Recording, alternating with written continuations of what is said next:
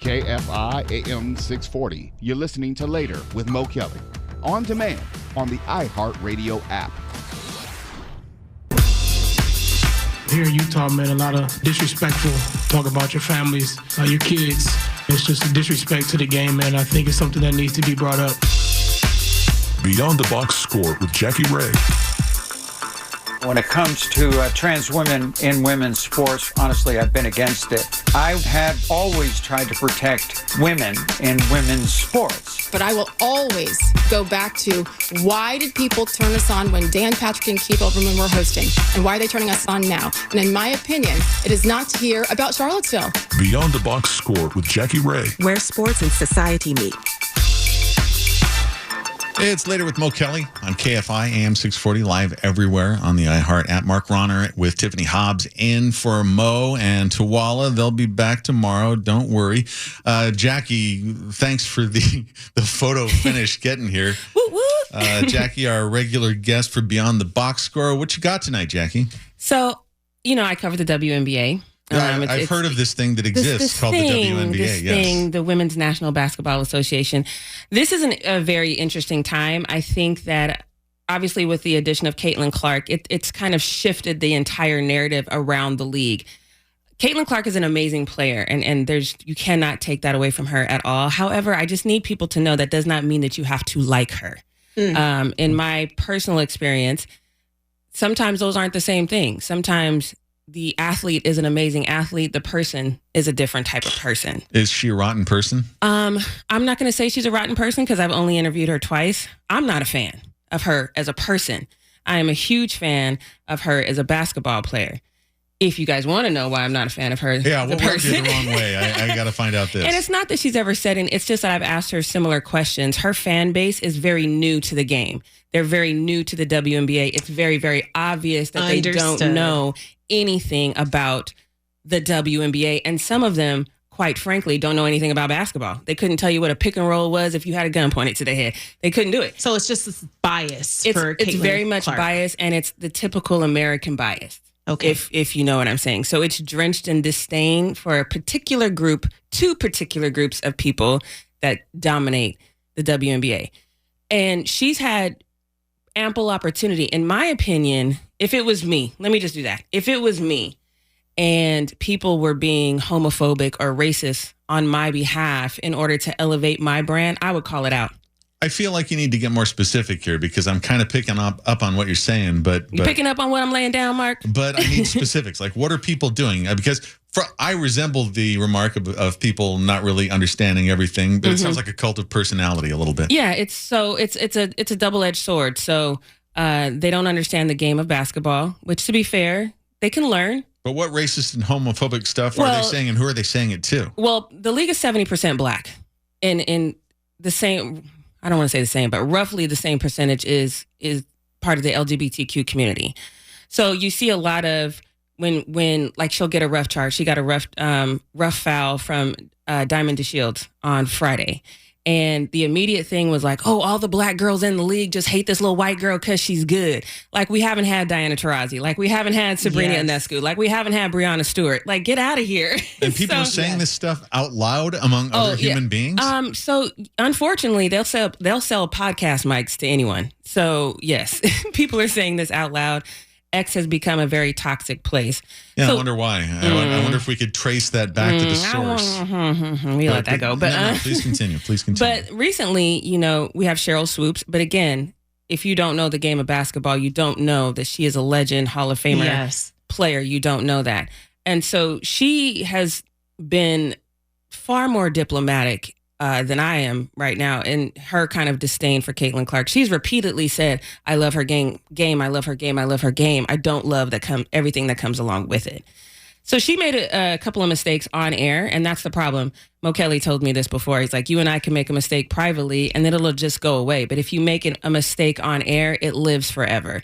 And so she had said that Caitlin Clark, one of the reasons why her stats were so high was because she played 5 years in college. To her defense, though, that's an easy mistake to make because of the COVID year. But she didn't play 5 years in college. She played 4. And then she said that the other reason was she was averaging like 40 shots per game. She was only averaging don't quote me on this, but I think it's like 22 shots per game. But that unleashed the fiery fury from her fans and said, oh, here's another black woman who hates on this, young little white girl. And so Cheryl is like my spirit animal. She's with it. Like, she flashed back. Stephen A. Smith had someone on his show who wasn't, Cheryl, and basically called her out, and no one's giving her an opportunity. So she ended up sharing direct messages that she had with Caitlin Clark, where she reached out to Caitlin and said pretty much what I said: girl, that COVID year threw me off.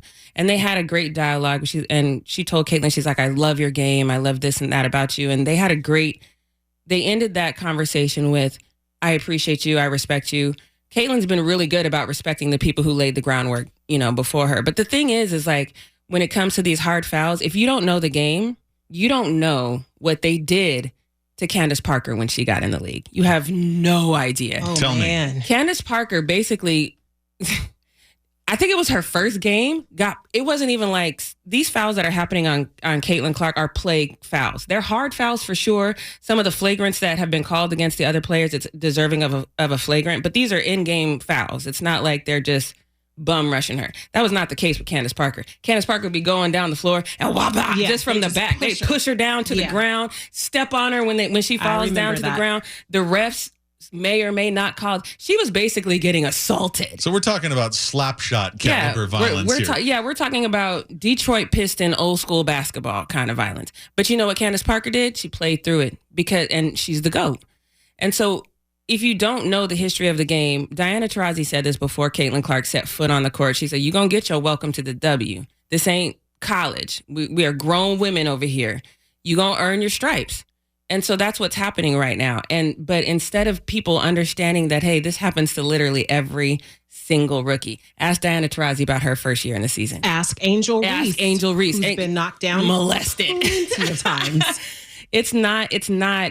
Now, if you're an average player, there are some players who come into the league and they have an easier time of it. But if you are a player who is dominating on any level in college, expect to be checked when you get to the pros. And this is not just a women's game. Ask LeBron, ask Kobe, what happened to them their rookie seasons. It's a rite of passage. It's a rite of passage. It happens in every single professional sport. Does somebody need one of those late night blanket parties like the troublesome guy got in Full Metal Jacket for screwing everybody up all the time? You know what I'm talking about? Yeah.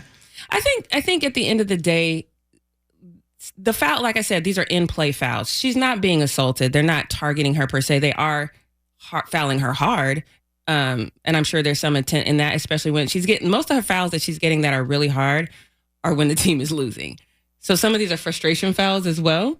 I saw a stat today that said a lot of the fouls come in the Chicago game, and people are upset by that.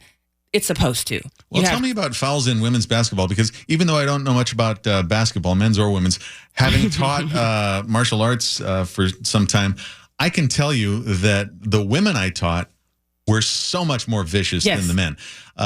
They're the ones that would haul off and just kick you. Roundhouse, yeah. No roundhouse. Just kick you right. Right in the, what's the word I'm looking for? The gonad. Thank you. Okay, I like that. So what's the difference between the violence in men's and women's basketball? I think it's exactly what you said. Women are more intentional about their fouls. If you talk trash, hell hath no fury.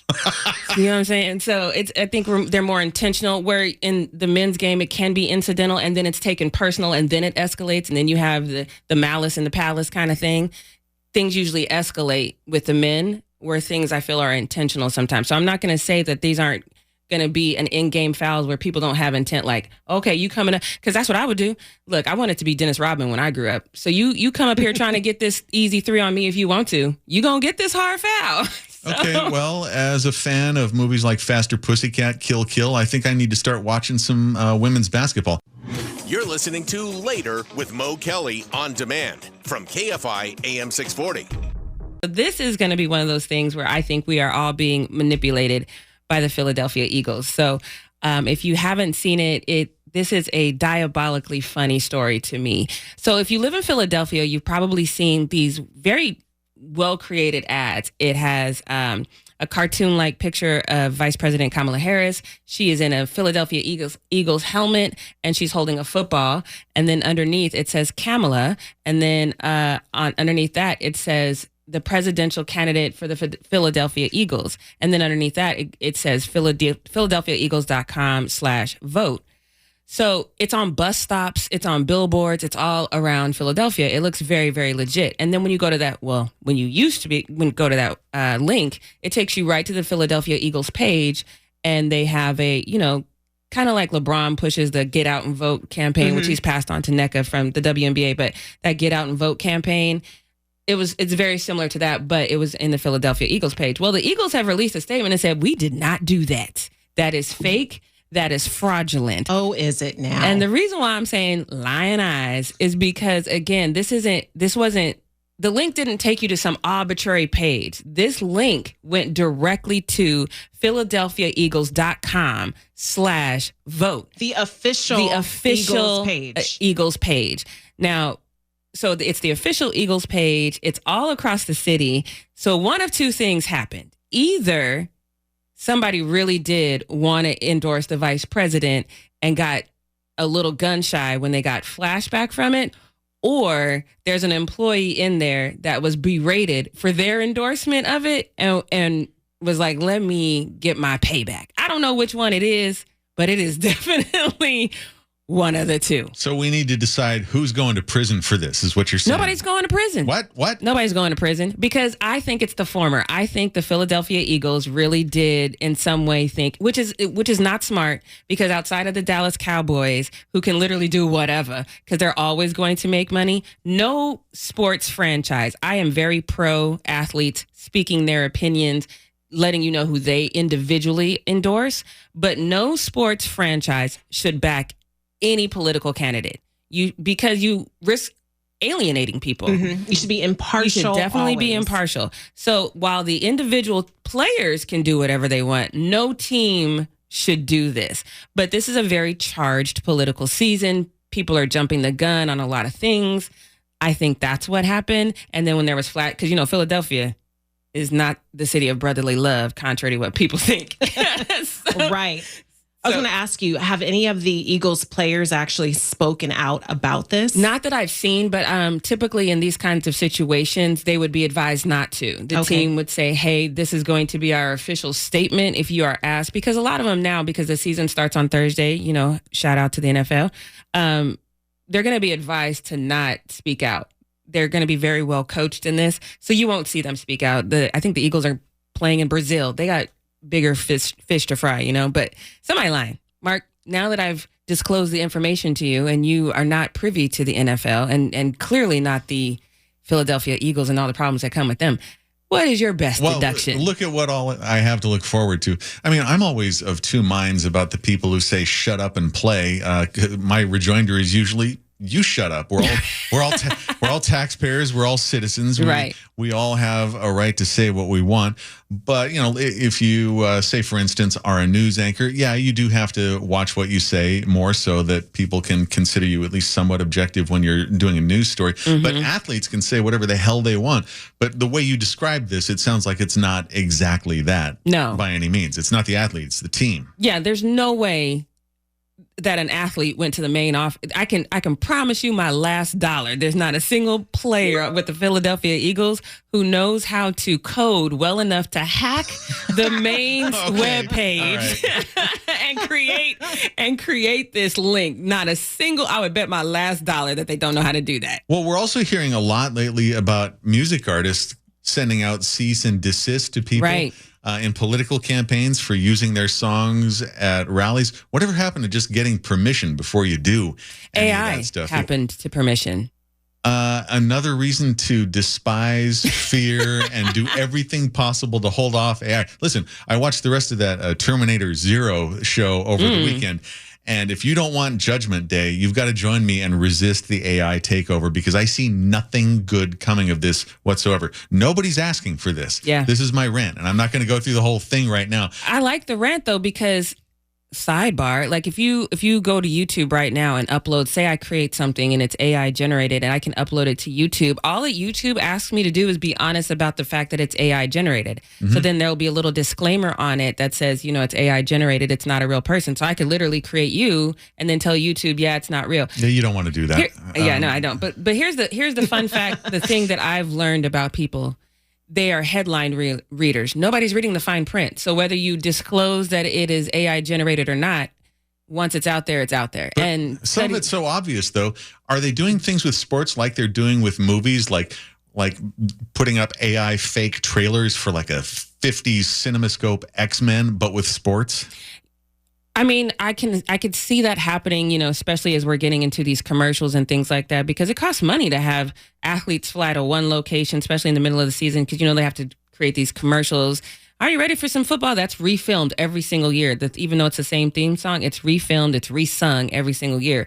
So, when you have a capitalistic society, it's all about cutting corners. It's all about saving money. So I could definitely see them doing that. I haven't seen anything that they have, but it's coming if it hasn't already. So the singularity, the I have no mouth and I must scream robot computer takeover of the world is encroaching into sports, and it's another thing. The bill creates a process for reviewing claims of land stolen for race. Exactly. See, that's the AI. See, there it is. AI got us. Mark. Look at the time. Did one of us touch something we didn't, or is that the... No, that was AI trying to stop your message of anti-AI. Yeah. All right, run for your life. After the break, Jackie, if you want to stick around, we'll do horoscopes, and everybody's got to tell me what their sign is.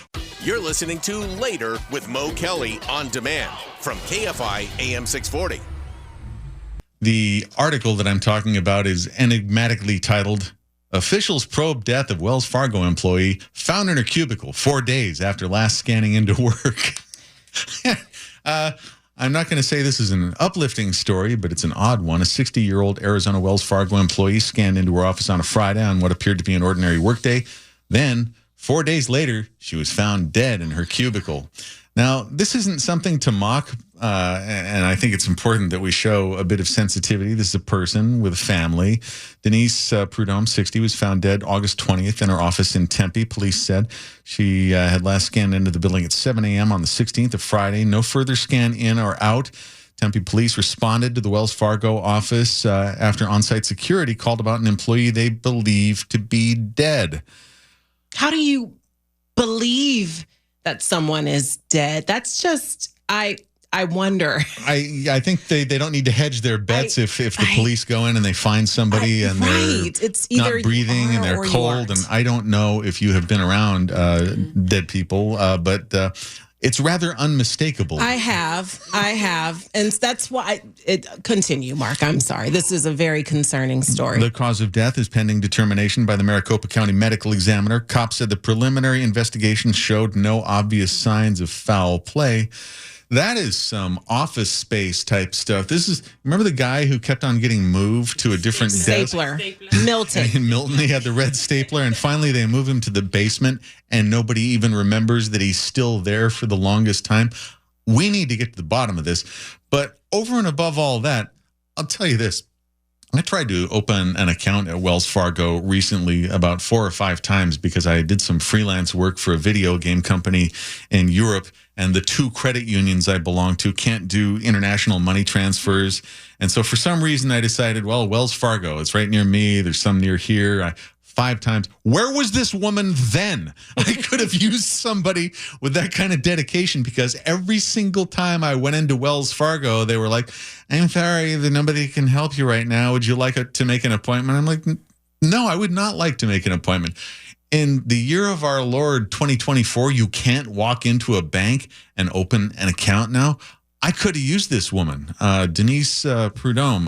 That's the kind of dedication we look for in employees at iHeartMedia as well. Yes. Because it definitely, to me, reeks, no pun intended, because we're going to talk about how they found her as well, but it reeks of extremely toxic work culture. Like, that environment must be so hell-bent on putting your nose down and just doing your work that people can't be noticed after days of missing or days of inactivity. They said that one of the reasons they found her is that employees started to notice a foul odor.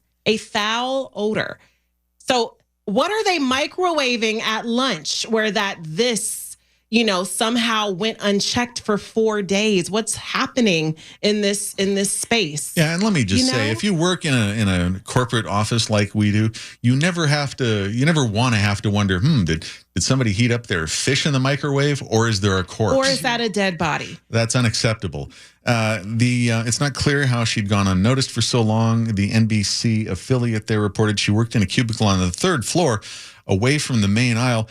How about a little check-in once in a while? Just like, I try not to come into contact with many people at work because I'm still probably more paranoid than most people about COVID. A little check-in, just stand in the doorway. You don't have to come all the way in. Just make sure somebody's there, make sure they're okay, hold a mirror under their nose, something. But doesn't that say, hey, whatever vacation you're putting off, whatever thing you want to do in your life, do it now, because your job is not going to even notice if you die at work. This is a classic case of you can love the place you work, but it's not going to love you back, no matter how. They probably disinfected her cube and has hired someone else already. Yeah, that's a little cold. I mean, that's I was always the person who didn't mind coming into work on holidays, nights, weekends, that kind of stuff. And clearly. But this just seems to be like more of an extreme case of that. Like, is this dedication or just criminal neglect of somebody? Like, I have never been a very good authority figure, and I've rarely sought to be one. But I think if I were, I'd probably check all my employees. When I taught for a couple of years at Purdue, I did a roll call at the beginning of the class. It's a little old school, but that people are there or not there.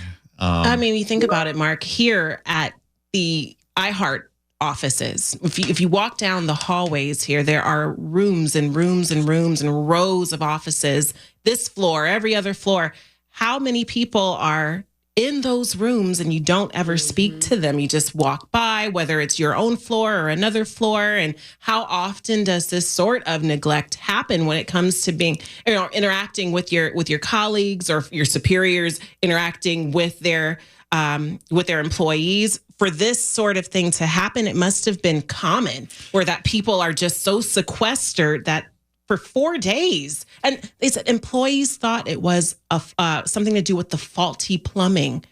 What's going on in this building? Isn't there an easy fix for that, though? Like, if you have to, here we have a security key. I don't know. I'm assuming if at Wells Fargo, they would have to have the same. But if you have to use your security key to get in, if you haven't used it to get out in 24 hours, shouldn't somebody look around? Or give them an Apple Watch. Don't those things monitor your vitals? Put an air tag on your employees, something. Is Wells Fargo too cheap to distribute Apple Watches? Wells Fargo confirmed the woman sat in an underpopulated area of the building. And we understand that this is a massive building that we're in here. And there could be, whole families of people who have inbred and lived here for decades, and we don't know about it. And especially on a holiday weekend, it's like the old Charlton Heston Omega Man movie where he's got the whole city to himself and he's running around and watching the Woodstock, I think, in a theater all by himself. I can relate to that, but ideally you want somebody checking up on you. And so here's their completely hilariously bureaucratized response to that. It said it's committed to the safety and wellness of our workforce and that it's reviewing our own internal procedures after this event. What's that review going to look like? It seems like it's like a couple words, don't let people die on the premises if they're working for you. Why do we have to say this? Why is this now a policy addendum? Yeah, it's the employee handbook has just got to get thicker and thicker if you have to actually specify. Don't let employees die on the job. Okay, we're going to cut this short now because we've got horoscopes after the break, and horoscopes are important. They determine your life and what you're going to do with it. You're listening to Later with Mo Kelly on demand from KFI AM 640. Horoscope time.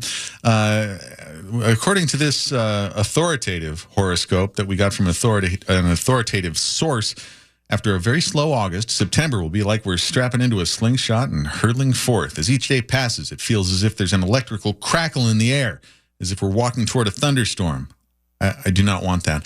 The entire month will be filled with synchronicities, beginnings, endings, as twists of fate turn us every which way. In the week ahead, we'll have a chance to build more productivity and efficiency in our lives and assess our work and life balances. Who wants that? Okay, Aries. After weeks of life, especially work, spiraling off the tracks, things should be moving forward like a burst of fresh air, Aries. This week will likely see you picking up more projects and responsibilities and juggling many different irons in the fire. If you'd like to bring on more clients or find a new job, you could be in luck. Ultimately, though, focus on your work and life balance to ensure you're always building yourself up, not burning yourself down. On a different note, you could find there's a need to address your physical health at this time, so chat with a doctor or a specialist about how you can make necessary and positive adjustments. Got a little grim at the end of that one. Taurus. Anybody here a Taurus? We got to find out what Allison is. This is quite an important week for you, Taurus. In fact, you may notice that it's causing you to reflect on how your life has been evolving in recent years. If any projects or personal objectives, especially around you embracing your most authentic self, become delayed at this time, you're being encouraged to take a new path toward them.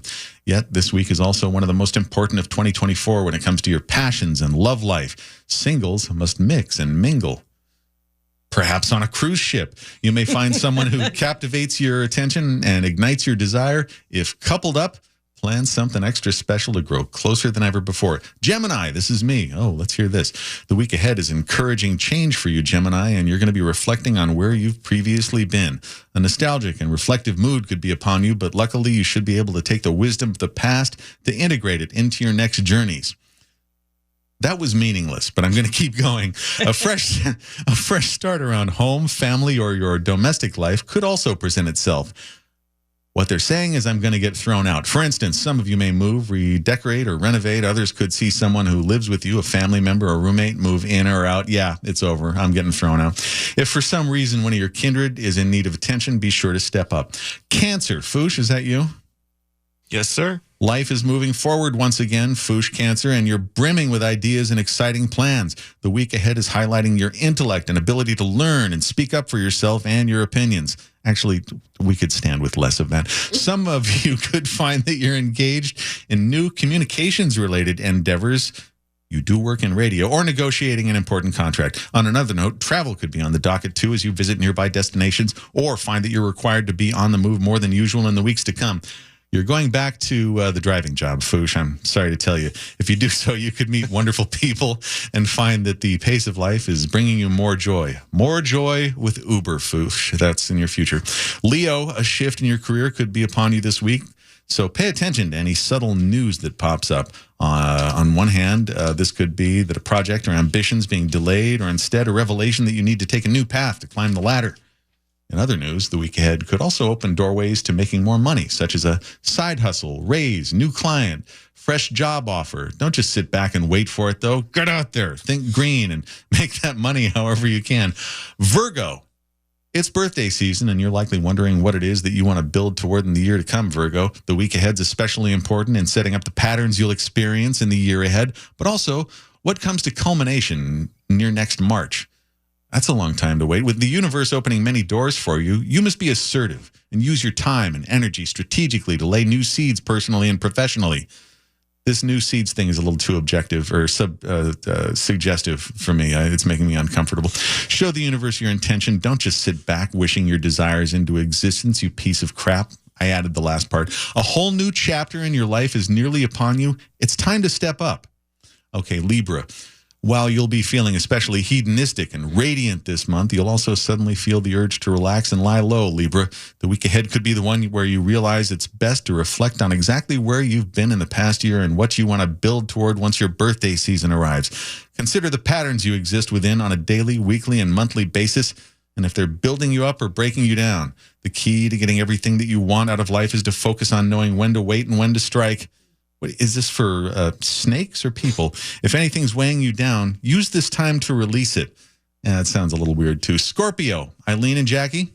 That's me. I'm listening. Pay close attention. This could change your life. For years, your relationships have been evolving before your face, Scorpio. This week, you could notice that you need to look at them a little bit more differently, or that you need to bring up an important discussion to clear the air. An ex could also suddenly cross your path or be on your mind. Ex, you got an ex link lurking around? Either of you? No? Jackie's waving no. She's waving no. Okay. On a different level, though, your social life's likely going to be especially active now as friends and acquaintances seek to link up with you. If you'd like to meet new friends or simply just catch up with your favorites, now's an excellent period to do so. Also, asking for favors is a grand way of harnessing this energy, so consider how you can reach out to your contacts for whatever it is that you need. And no, you cannot borrow money from me, Tiffany. Speaking of contacts, Mark, Jackie has a podcast that she needs to share.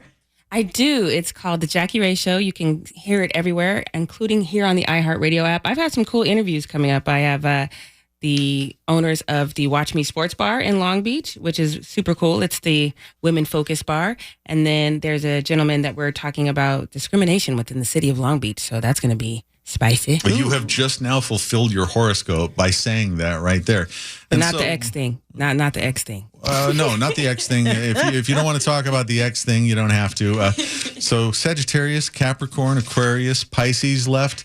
I'm afraid you're on your own this week because we ran out of time. After the break, we're going to come back with Allison Martino of Vintage LA, and this is going to be so much fun.